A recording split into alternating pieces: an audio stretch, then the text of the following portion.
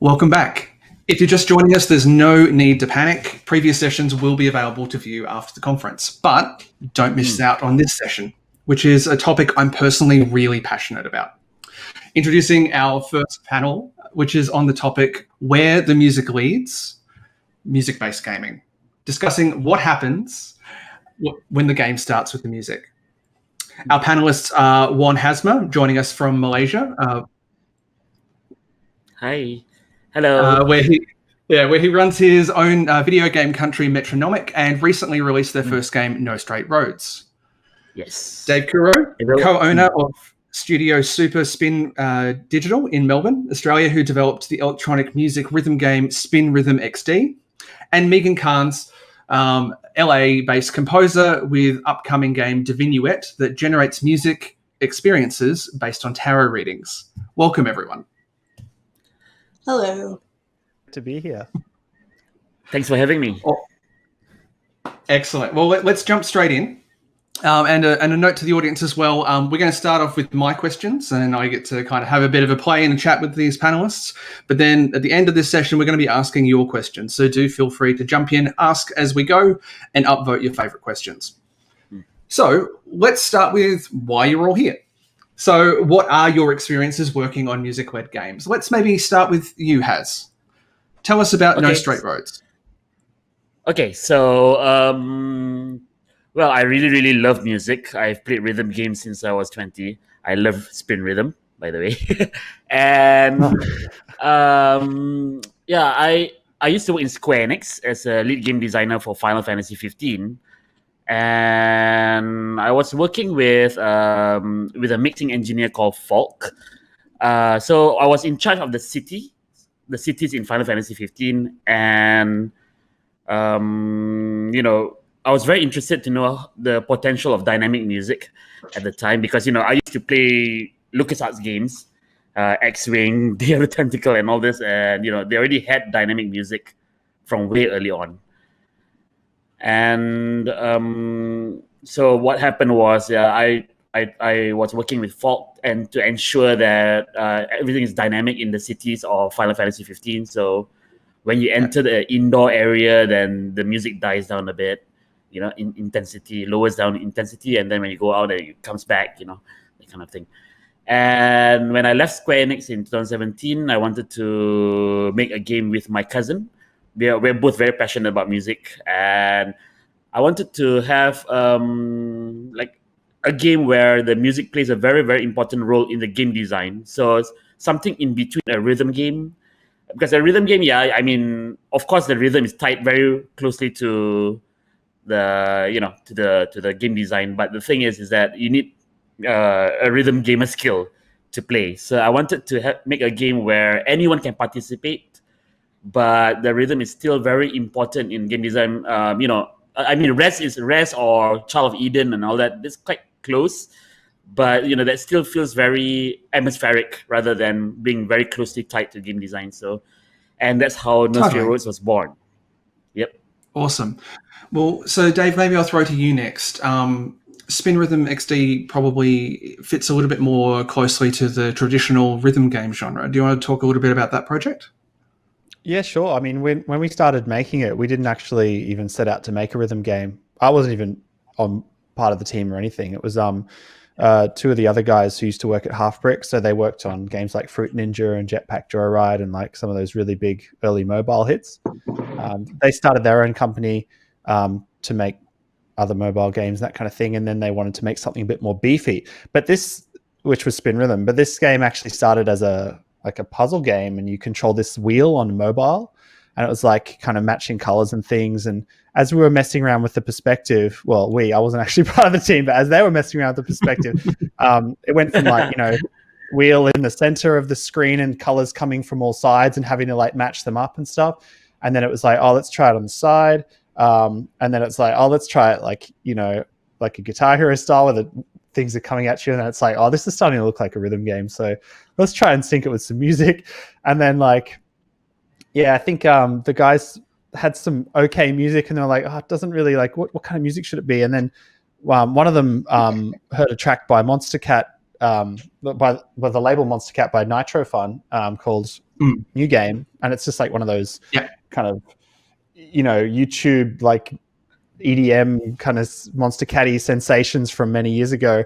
And it just fits so well that he was like, oh, this is it. This is the kind of music we want to do. So like that's how the game was actually born. It wasn't like, let's make an electronic music rhythm game with analog controls. It's like you kind of learn to define what the game is after it's mostly made, you know? It's like a lot of experimenting and just... So that's how we got to where we are. I was just teaching violin at the time, and they just needed someone to help make levels. So I was just doing part-time with them, and it was a very random thing. It wasn't just like, let's make this awesome game. It's like, nah, all experimentation, and just kind of fell into it. You know what I mean? Oh, totally. Everything looks so structured after the fact, when in reality, it's all so organic, right? Yeah. And Megan, that's maybe a really good segue for you as well, as someone who is both a composer and, you know, a game developer. How did that kick off for you? So I come from mostly a film composing background, and in like 2016 or 2017, I decided I wanted to pivot to doing games as well, but I didn't really have any games on my reel or anything, you know, so nobody wanted to hire me for games. So I was like, well, why don't I do something to kind of prove that I can make interactive music? And so it was originally going to be a very simple thing. Then I kind of came up with the idea to do kind of an interview style visual novel that builds a piece of music based on your answers to interview questions. And that was my game Interview that came out in 2018. And yeah, so it grew from a simple thing as I just came up with more ideas from it to like a full-fledged game. And I enjoyed doing that so much that I decided to make another way more complicated one. And that is my tarot game, Divinuet. No, and Divinuet looks so exciting. I was so excited to see it come up. 18 months ago now. Thank you. It's just... Yeah, it was a while ago. Yeah. So I think every composer has at least flirted with the idea of a tarot piece, and it's just a really great way of showcasing how game mechanics can really be an extra skill or an extra, you know, feather in the hat of a composer to realize their vision. So awesome. Thank you. So I brought you together because you all have a very different perspective on where music kind of comes in to the game process. But I figure it's probably worth establishing a little bit of a baseline. And Megan, you might actually be a really good person to speak to this. What is the standard relationship between music and gameplay, like in a traditional game? Like, where does music come in, and kind of, I guess, what's the responsibility of music to serve gameplay? Yeah, when I'm working on a normal game, the music is basically in like a supporting role, right? So it enhances the emotional experience, can sometimes communicate certain things to the player, like a stinger that plays when you lose, something like that. But basically, it is there to support the story and the gameplay, I would say. Totally. And is that your experience when working on things like Final Fantasy, where music is this like really awesome kind of supporting character that allows the game players, the lead actor or actress, to really shine? Yeah, absolutely. I mean, user experience is a very big element in game design when it comes to Final Fantasy games, and also in Nurse Heroes as well. So whenever we want to propose a new idea, usually, in some companies, a game design proposal would be good enough. But for Square Enix, what we had to do was we had to actually create the prototype. And sometimes the prototype just feels very empty. It doesn't actually deliver the intended proposal that you wanted, just because the music is not there. So sometimes we would just take some, template music first, just find something online, and just for the purpose of creating a prototype to deliver the user experience. Yeah. So I think music is key to deliver the user experience. It's really a big chunk of what a user experience is. Totally. And so, Dave, I guess rhythm games versus traditional game experiences are quite different in terms of how featured the music is at all times. That for a rhythm game, realistically, the music has to be forefront because it really kind of controls how well a player is going to do at the game. When you're looking at, say, syncing existing tracks, like how does that sort of relationship work, and how is that different for maybe you kind of coming in and scoring a game late in the piece once the mechanics are in? Well, I mean, we're lucky we get to pick the music. It's not like we have to kind of just shoehorn whatever music into the game and then make it work. Like the music does actually dictate the gameplay, so people have this really intense kind of connection with it, and that's the strength of it. I think we had a little argument discussion sort of thing when we first met, and it was about I made the very contentious thing of saying that music in a traditional games, to me anyway, is like icing on a cake, and like, you know, a truly great cake doesn't need icing. And some cakes are actually better without icing, but at the same time, having really great icing can elevate a crappy cake to being a pretty good cake, actually. Quite an amazing cake. Too much of a really good icing can actually even ruin a good cake. Like, I'm thinking about games like Spelunky and FTL, these games that have really great music and games that I love, that I will play for hundreds of hours. I eventually turn the music off because it's like, you hear it so much it loses all musical meaning. So where does that all fit in with rhythm games? I think a rhythm game is basically a big bowl of icing that's like, you're just eating a lot of icing. You can't eat just icing and it gets too intense. You know what I mean?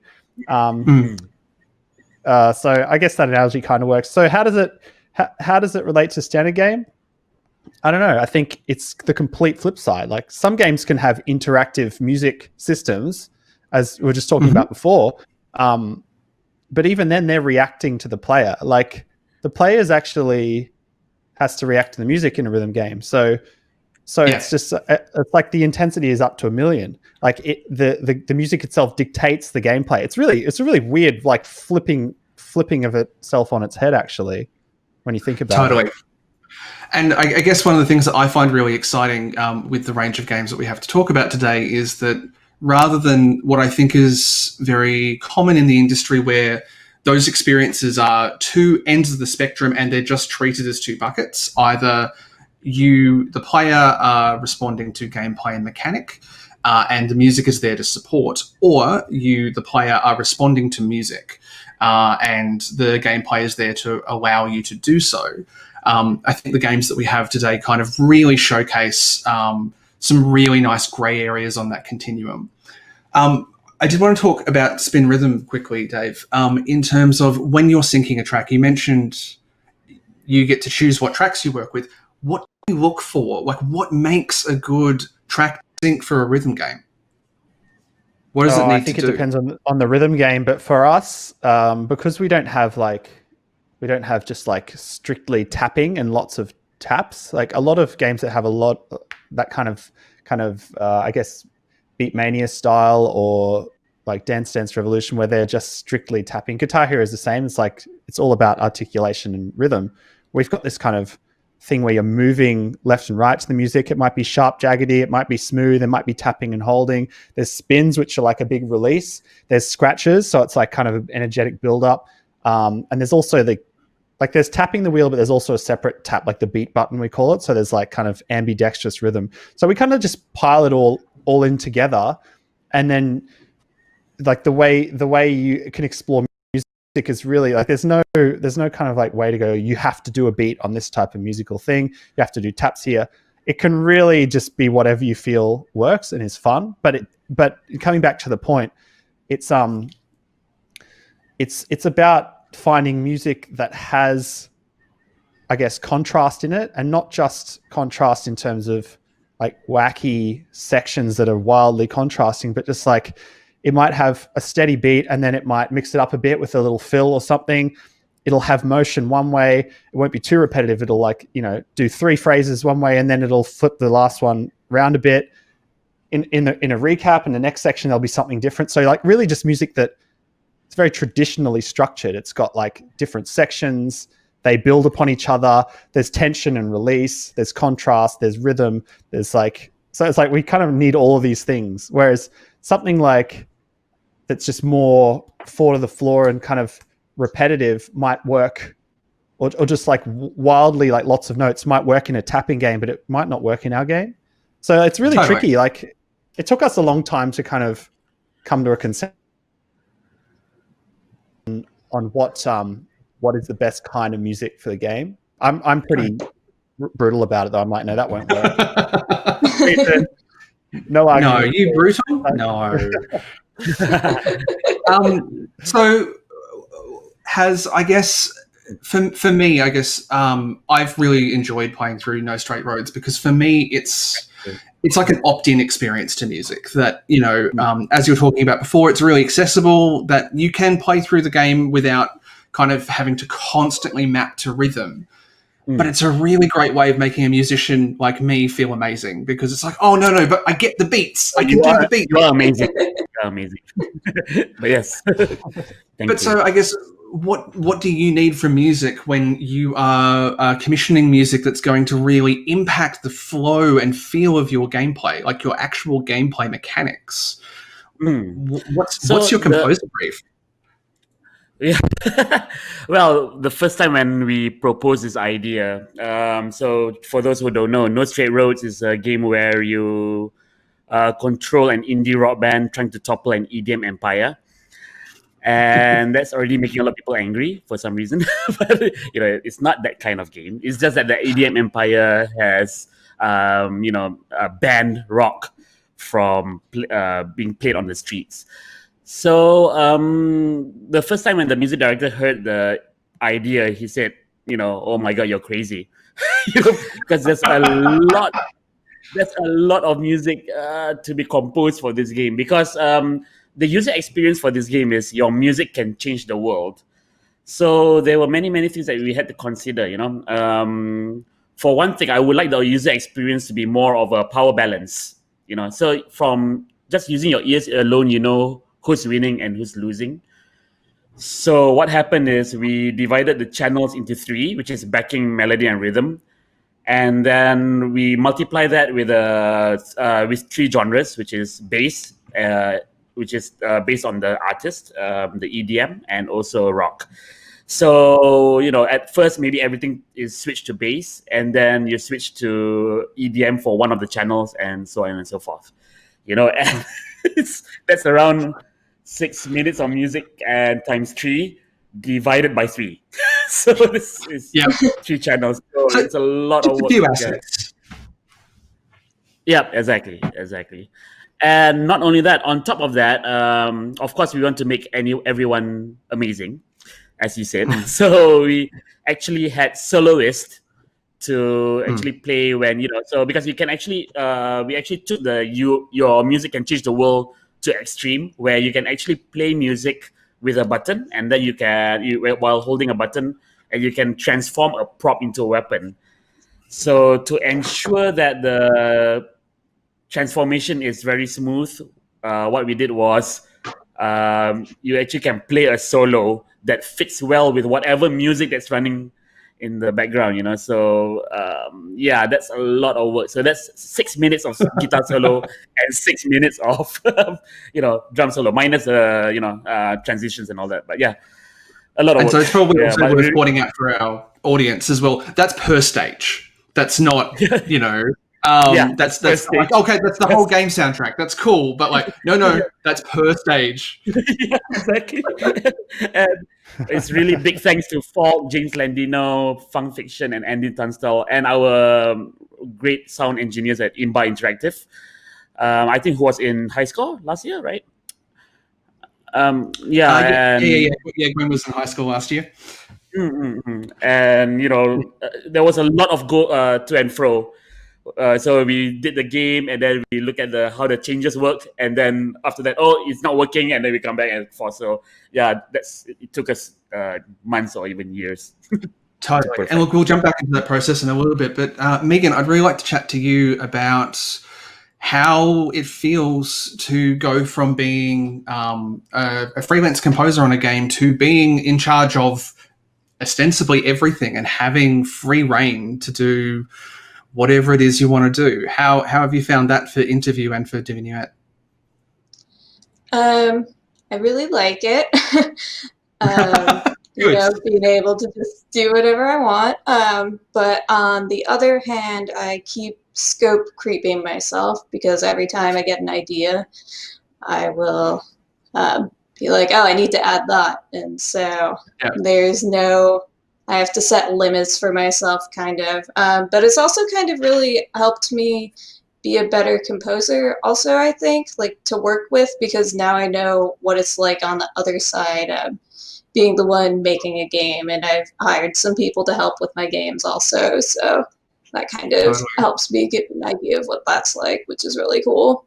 And it's just taught me new skills, like I know how to code now, kind of, which is wild. And yeah. Great. Well, I mean, I guess that's maybe one of the great things about working in a team, is that everyone kind of has their own priorities and things to defend, and you can kind of do this through conversation. I think especially when it's you leading the charge, and I'm aware it's not just you working on your projects all the time, but how do you balance out who has to bend, whether it's the music or the code, based on either what you want to achieve musically or what you feel that you and the team are either capable of, or like, is it worth the effort, I guess, in your game? Like, how do you balance that? Yeah, that's a good question. So I sometimes describe my games as just really convoluted ways of making people listen to my music, essentially. So music usually comes first. I usually plan out what I want to do musically, and everything just kind of has to bend to that most of the time. But once in a while, if I'm like testing something that I think works well, like gameplay wise, and the music isn't quite working, I'll change it. It's a lot of trial and error, but yeah, usually the music is kind of the first priority with my games in particular. Totally. And it's what I love about even the idea of generative music games is that it kind of really digs into this idea of agency of the player and kind of connection with our musical expression as a composer. And I think that's really exciting. Yeah. You mentioned learning to code and other skills you picked up, but what big lessons have you learnt through running these projects? And it's a horrible question to ask, but what have you learned halfway through Divinuet? Yeah, I will say generally, making a game, things are going to take longer than you think they're going to take. So plan for that when you're talking about release dates and milestones and that kind of thing. What else? I kind of mentioned that I was scope creeping myself before. So manage your scope. You don't have to put every single good idea you have into your game. You can scale it back. It's okay. You don't have to overwork yourself like that. It's better to have a smaller game that actually gets released, I think. Yeah, I mean, was there an exciting thing that you didn't realize you could do, and that you've kind of managed to incorporate with, say, Divinuet or with Interview? I'm trying to think. The facts that I can even code at all, anything that I'm able to add into the game and it works, is still kind of like witchcraft to me. It's like, how did I do that? Excellent. Trying to think. No, it's all good. And particle effects in Unity in particular. Particle effects are very cool, and that was a very fun thing to learn to do, because I'm not really a visual artist at all, but it's a fun way to make things look pretty. Absolutely.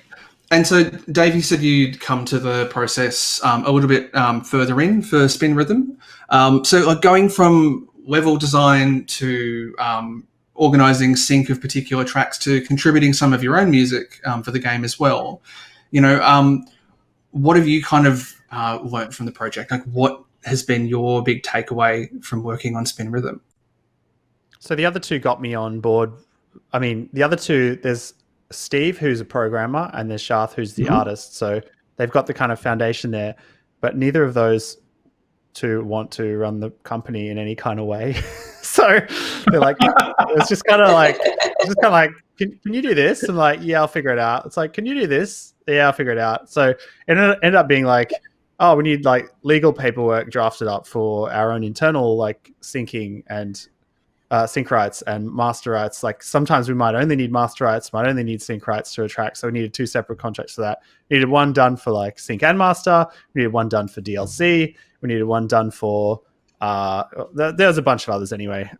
But yeah, if anyone wants to send me an email or whatever and talk about legal stuff, I'm happy to share. Like anyone who's watching, I'm happy to share all that stuff. No charge, no nothing. Just like it can be a bit annoying to deal with, so I'm happy to just share that knowledge.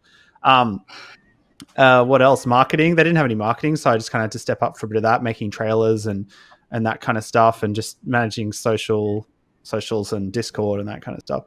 So yeah, it's been really like just do a bit of everything, do all the sound effects, not so much music, but yeah, just a couple of tracks, but just like kind of background music, tutorial music, like menu music, tutorial music, calibration tools, just little stuff. So just like it's just very broad kind of contribution to the project.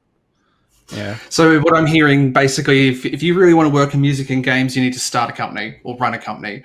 Has actually, it might be a good story for people who like the way I actually got into working with the guys was they were working on a mobile game, Steppy Pants, and it originally had no music. And I was just over at one of their houses and I was playing it. And I'm like, it really needs this definitely needs music. And I just started like playing it and like singing along as I was playing. And they're like, yeah, that's great. Let's get that in.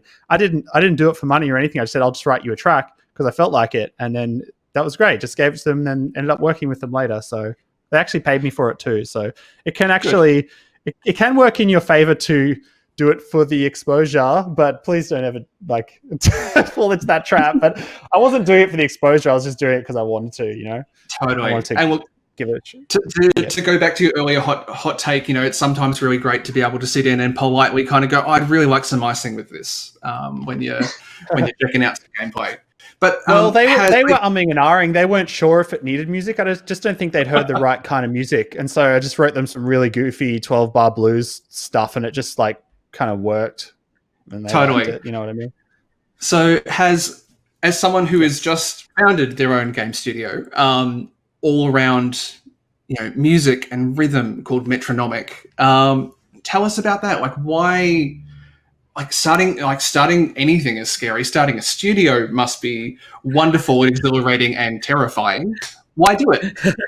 I agree, but yeah, I mean, when I was in Square Enix, I already told my director Tabata-san of Final Fantasy 15 that I'm going to start my own company in Malaysia. The reason was because I saw a lot of talent in Malaysia. But I guess it's just a little stigma that we have that we don't put our own tradition, you know, because we have a Malaysian music style in our game as well called DK Barat. And I would like to put Malaysia on the world map, you know. And the thing is, what inspired us to make a game based on rhythm was very simple.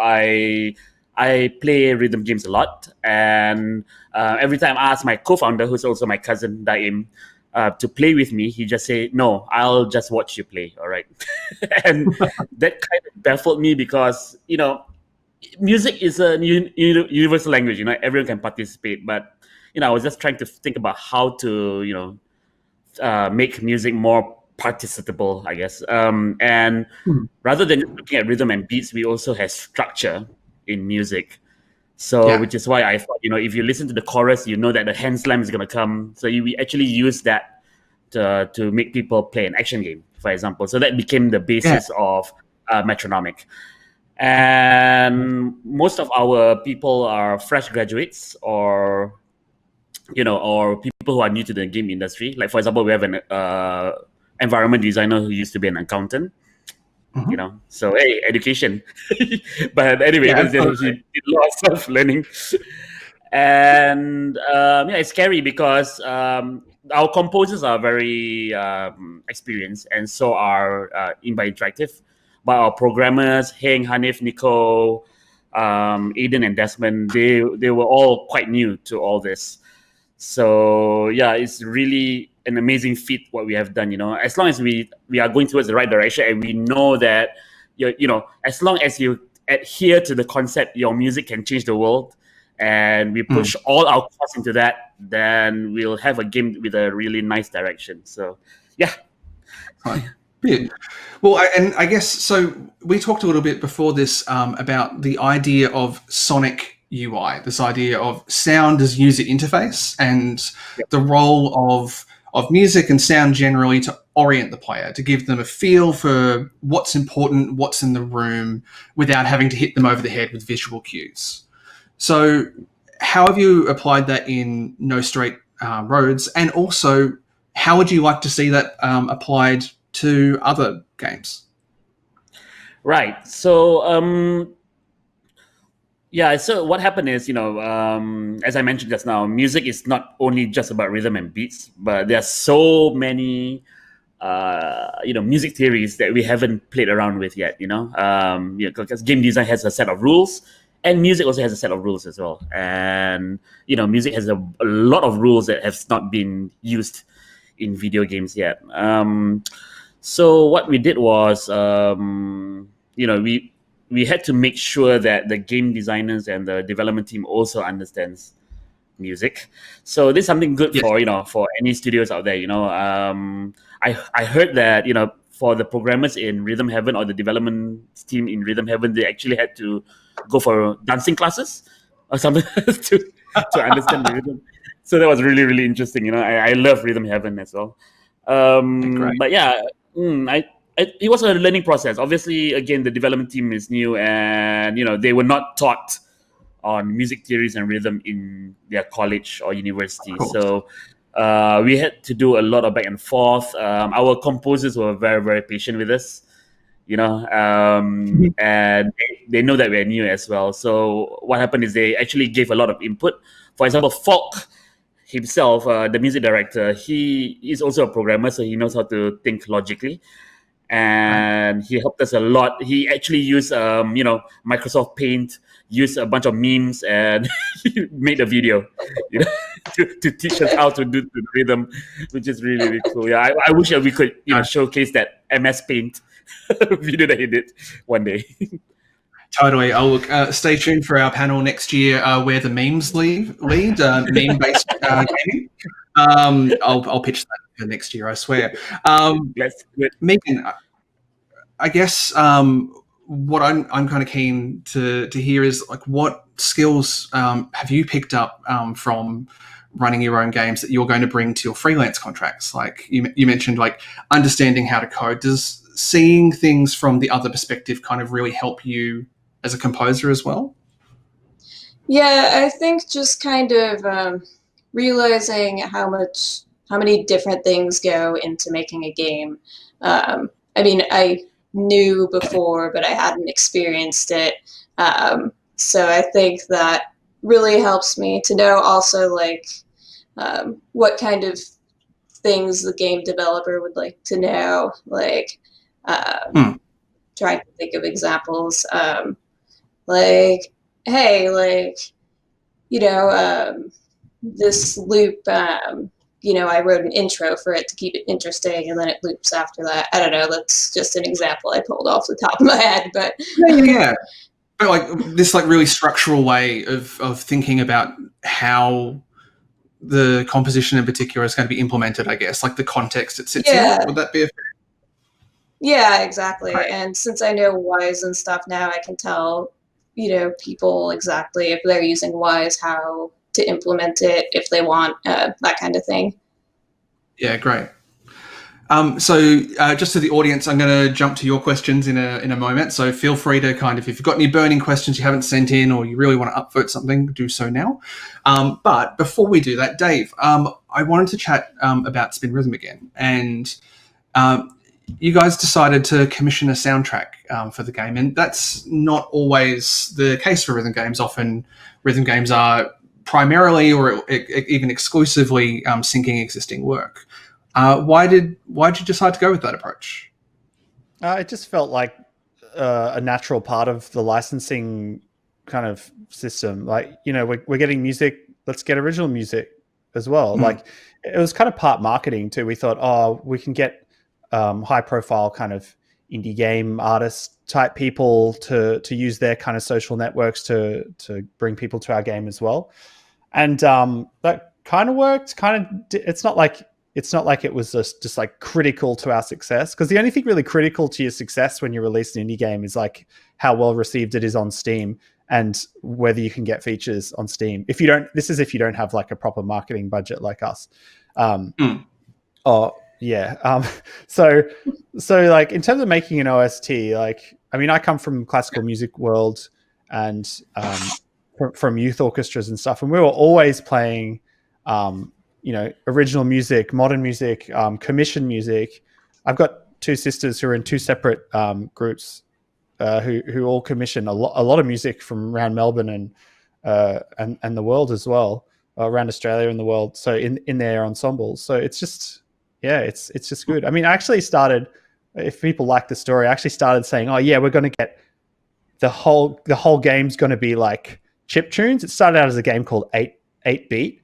We were going to get like all like the hottest chip tune kind of indie gamey people just to score the whole thing, but you'd be surprised how few of them actually return any emails as well. Especially when your game's not released. It's just like I had so many people lined up to do awesome stuff. I'm like, man, it's gonna be great. We need all these people to do tracks for the game, and like it's gonna be all sweet chip tunes, and it just didn't really work out. So one of the lessons I learned was have a backup plan and just go with the flow in terms of like how like what works and what doesn't, and just make sure you've got a backup totally plan and stuff. Hey, and look, I'm 100% behind commissioning music being your marketing budget for your game. Like, more games should do that. I'm totally down for that. Not at all biased, I swear. So, on that wonderful games and audio oriented statement, let's jump over to some audience questions, which are hopefully also game and audio related. See, it's a segue. That's how we do segues here. So, what have we got from our wonderful, wonderful chat? Okay. I'll throw it to the room. So feel free to jump in, whoever gets first. Do you all mix and master the music yourselves, or do you use outside producers? So actually, I'm going to throw, because I think that will work better. Megan, I suppose when you're working on your own games, I'm assuming you're kind of doing all of the work. But when you're freelancing, are you responsible for everything to do with sound generally, or?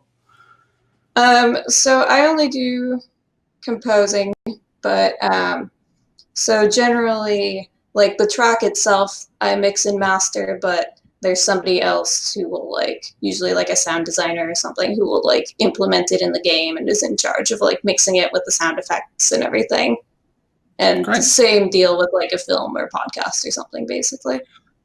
Totally. And is that your experience with your audio teams, that you've got people to kind of come in, do mastering, do implementation and kind of final tweaks for your audio assets? Yes. So my composers, again, I usually leave them to their devices. So they do all the mastering and all that, and just magic happens. Yeah. Great.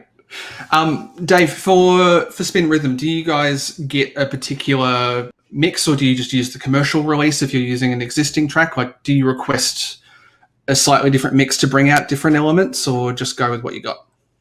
I mean, there's a bit in there to talk about. We licensed a track by Haywire recently, and they sent us the master, and it was different from what I actually heard, because I listened to a live one on YouTube. It wasn't live. It was one of those kind of live where they're playing along. Most of it is the same backing track, but the solos will be different. They'll just be whatever Martin played on the day. And it was better to me. It was cool. It was a little more live. It was a little less quantized. It had a slightly different intro, slightly different solo. So I'm like, can we get that? It's yeah, sure. And so we, actually negotiated with them to just get a completely different version. As for mixing and stuff, I mean, we're getting EDM, so it's fat tunes, and to mix that they're just noise. They're just brick wall, the whole thing. And so one of our first, one of the DLCs we're doing is with chill hop music, and that's the opposite. It's like low volume. It's like dynamic. So they just kind of threw a spanner in the works. We're like, what do we do about this? Because we're trying to essentially give players a big album, but make it all sound the same level. It's really tricky because you're mixing chill beats with EDM. So first thing we do is turn everything down a lot to make way for sound effects. Like I'm talking 11, 12 dB, just like cut off. But that poses a problem because then you just can't hear the chill hop tunes at all. So I haven't told chill hop yet. I hope they're not listening, but I had to kind of remaster all of their tracks with just kind of like some aggressive limiting to just kind of pump them up. But what we're actually going to do, what we want to do is do something LUFS based. So actually figure out like the LUFS kind of readings for all the tracks, and then basically have the game adjust volume depending on that factor. So they actually all sound, similar. It's really tricky though. It's really tricky. Well, I suppose that's going to be the hardest thing, and Haz, I imagine you may have had a similar thing of like when you're working with multiple collaborators, it all still needs to sound like it's in the same space, and also like it's the same, like you're saying, David. It's like the same album, it's the same, listening experience. So there needs to be some continuity there. Yeah, exactly. There was a lot of iterations involved with this, and also the fact that the game has to sound like a game, where else the masters of the soundtrack has to sound different. Yeah, there was a lot of work put into that, thanks to the composers. Yeah, totally. So I've got a question here from Brian Arnold. When conveying rhythm to the player, what do you feel were the most important visual aspects to focus on? So Haz, I might start with you on that one. Wow, that's tough. Well, because our game is trying to thin the visual cue as you go along. So you start off as an action game, but hey, actually you're playing a rhythm game as well. Surprise, So, so we actually have in my mind, basically, when it comes to game design, we have the visual cue graph, and what happened is we have to make sure that there is a certain tune that you can pick up from the music, and then from there we have visual cues that pop up. Right, and the popping up is way more obvious at the first stage, whereas near the end, I think if you played Eve or Tatiana, then you know how crazy it can be, right? So, and that's where we have very little visual cues, and also it's about the build-up, especially for an action game, right? So even if you're not talking about a game that's based on music, you still have to have that concept of build-up where there might be 4 beats before or 3 beats before, where you have to show that visual sign, and then as you get along, then that there's only 1 beat before or just 2 beats before. Yeah, so we actually do some little mathematics. Yeah. Great. Dave, do you have the same sort of thing with level design of just like maybe specifically at the beginning of a track for a level, of just kind of like how do you kind of message to someone kind of like what the tempo is, kind of what sort of groove that they're in, just to kind of settle them in?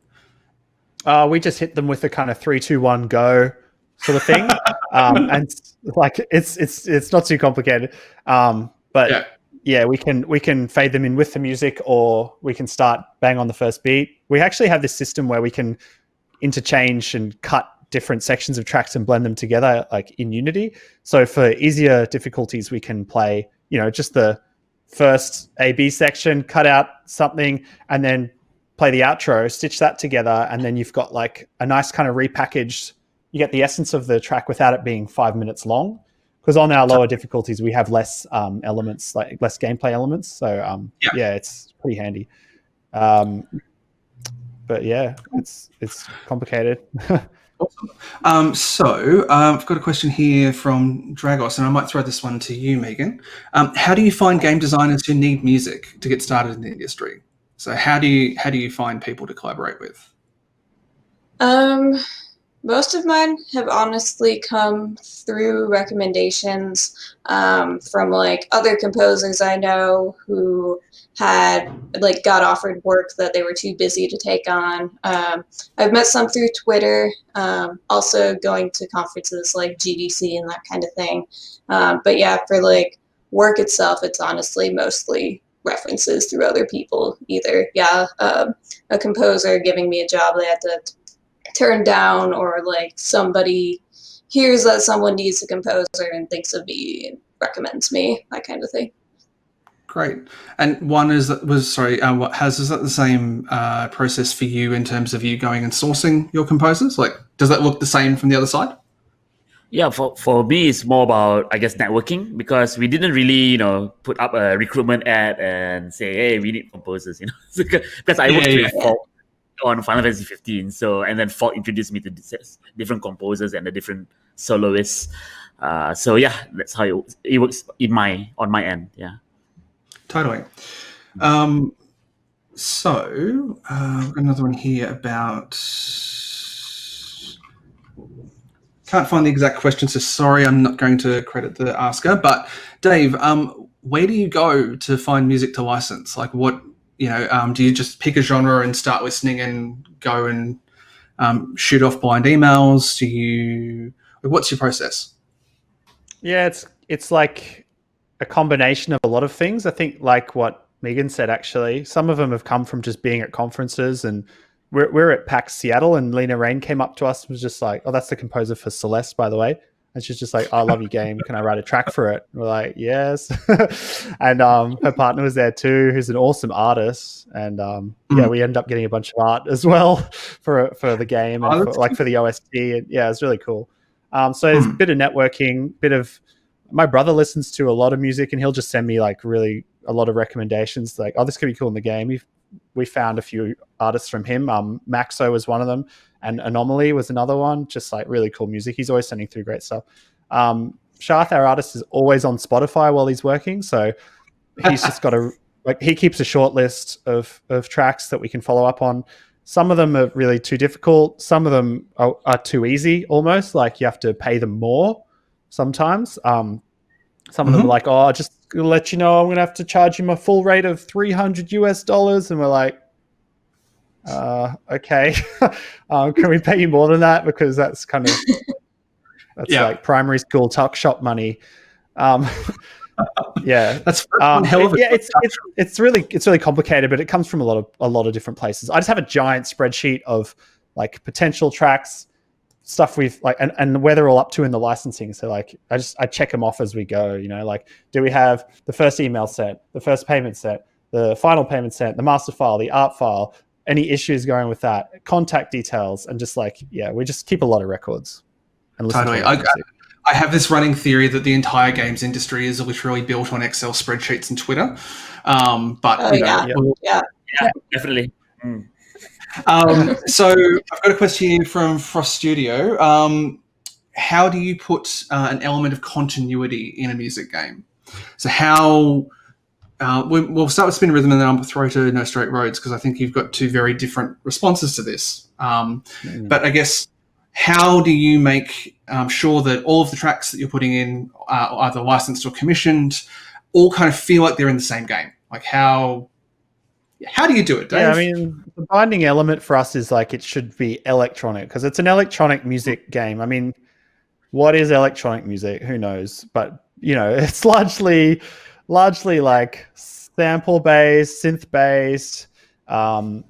It's loud, it's energetic, it's dance music largely, but not primarily. I mean, there's a big difference between the kind of least electronic track in our game and the most kind of bangery one, but they both kind of have a similar aesthetic. There's no genres we really kind of say we can't have. It's just, for me personally, it's like whether the tune follows my rules for what makes a good level. That's what's most important to me. It's not actually like whether the music makes you feel the best possible, because sometimes the music that makes you feel great doesn't work well in a game, actually, because it might be too long, it might be too repetitive, and so on. So for me, it comes out down to like what would make the best level in a game, honestly, and then aesthetic kind of comes second. No, definitely. So like now that you've got your gameplay palette, I suppose, that's been kind of built and responsive to this music, that also kind of defines the music that's going to work with that kind of gameplay palette. Does that sound about right? Yeah, I'd say it defines the music that doesn't work rather than what does work in a way, because it's like I'm more like that won't work for this reason. Even though the music's great, don't worry about it. Whereas it's very hard to. It's better to have a kind of subtractive kind of approach than go, I have to get this track in at all costs, because it just will make your game worse, even though the music might fit beautifully. You know what I mean? Yeah, no, totally. No, what is it? No scene is worth a movie, or the other way around. No movie is worth a scene. That's the one. Yeah, okay. How do you manage that in No Straight Roads? So, like, how do you keep continuity when your style is shifting, depending on whether the EDM boss is winning or whether your rock player character is winning? How do you still make that feel like the same track, like the same level? Right. Well, that's a very difficult question to answer because it had so many levels of creativity from the entire team. But to mention about how we actually came up with the tune is that we want to deliver a story for every of our boss battles. It's a bit of a spoiler alert, but we don't want the bad guys to be the bad guys. We don't want to paint the world black and white. So what happened is that for every single stage, you have different phases expressing different emotions and different motivations. So, for example, you have a piano prodigy, a child who has a mother at the background. So for the first few phases, Yinu is the piano player. So she's the one who actually plays the music first. And then after that, the mother comes in and interrupts the show, the concert. And the mother comes in, just speaks a bit, and then slowly the piano player gets shoved off from the screen and the mother takes over the screen. And we have to make sure that the continuity between the phases works in this manner. And the way we did it is obviously, first of all, the music has to show that intensity for all the phases. But at the same time, the sound engineering team and also the game designers, we have to determine what each element represents. So, for example, in this case, the piano prodigy represents classical music, the mother represents EDM, and the players represent rock. So, how much screen estate they take will determine the mix at the end of the day. And we have to make sure that all this the continuity is great, even though we switch tracks at any time. And the user can actually choose which genre to play after they clear the game anyway. So we have to make sure that all genres sound good across the stage, across the board. Awesome. Yeah. Thanks, Haz. So, Megan, I've just got a really great question. I'm just going to find your name again, dear chatter. So Lily Fowler asks, how important would you consider learning software like Wise as a composer? How do you balance the writing and the coding? Now that you've got a little bit of experience on both sides, do you think it's like essential, or it's just a really nice to have? It depends what you want to do. If you're really interested in interactive music, I would say so, because it would be super hard to just code everything, and Wise is middleware, essentially. It makes it so you don't have to do the actual coding and just kind of lets you explore interactive music.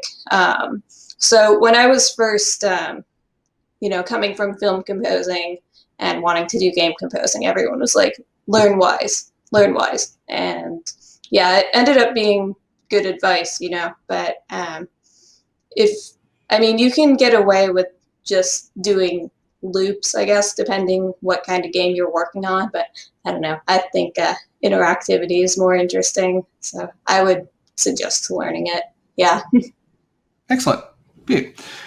Alrighty. Well, I think we'll just wrap up with a couple of quick questions. And basically, I just want to hear your advice to our audience. And so there's kind of always a bit of a mix for high score of people who attend.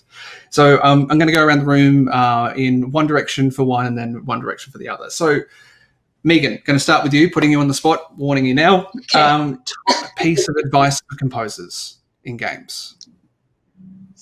Oh gosh. I would say just learning how to communicate with the game developer or whatever without using strict music terms. Like if you're talking about like a diminuendo or something, they might not know what you're talking about. But if you're able to talk in terms of like emotions and energy and that kind of thing, that's key, I think. And that's something I struggled with when I was very first starting out. But yeah, I would say just learning to communicate that way and being a good communicator in general, keeping people updated on things when you're working and not just disappearing for a while you're working on stuff, that kind of thing. Totally. Haz, how about you? What's your top piece of advice for composers? For composers, I guess because working with game developers, I think you have to be patient because some of us developers, we really don't understand how important music is until the cake comes out from the oven. Just to take Dave's analogy, so game developers really need to be educated that if the music is the dough or even if it's the icing whatsoever, the final experience of the cake has to be delicious. And I think we really need to depend on the composer sometimes to educate us on that. It's just very fortunate that in Metronomik, I'm the one who understands that, but there are some developers who don't. Yep. Totally. And Dave, what's your top piece of advice for composers for games? Work hard and get lucky. Because a lot of success is just luck. So just keep working hard and keep putting yourself in situations where you can get lucky, and you hopefully will. I guess play to your strengths. So don't try to imitate anyone else too much, because no one wants to hear like a kind of okay version of something that already exists. The other thing is there's like literally hundreds of years of amazing composition that you can get in sheet music form and analyze to improve your own composition. So just do it. Like you're not going to write anything original. So just find something that's like really hits the mark for you. Like whether that's something modern or something like Ravel that just, hits some kind of mood, and figure out how it does that, and then add that to your palette, and you'll just become stronger and stronger. Totally. All right. So as I promised, I'm going to go back the other way. So Dave, you're in the hot seat now. What's your top piece of advice for a studio that's wanting to work with music? Wanting to work with music, or just for a studio in general? Either or. Well, I mean, working with music, it's just have all your like legal stuff sorted. That's pretty important, I think. For me, the biggest lesson I think has been like you only get so many chances where you're in the spotlight and you're kind of hitting critical mass, whether that's like a Steam release or like a tweet that goes gangbusters or something. So you need to just be ready to capitalize on everything. When we did our first gameplay reveal tweet, it went absolutely nuts. Like we got 500,000 impressions, to over 2,000 retweets, and we didn't have a Steam page. Like it was just such a dropped ball. We were out at lunch one day and we were like, oh, let's just tweet this video we made of like playing with the real MIDI DJ gear, playing the game. And it just went around the world for like 24 hours. It was crazy, but we had nothing to really capitalize on. Sadly, we got a lot of Twitter followers, but Twitter's not really even that useful, really. It's like kind of a mixed bag. I mean, you can go viral or you can not. It's really could go either way. Please, some people go and check out the Steam page after this today. Haz, what's your advice for studios? So it's the opposite of what I said, which is please get educated. Please do not take your composers for granted. Do not think of it as as the last thing in your mind.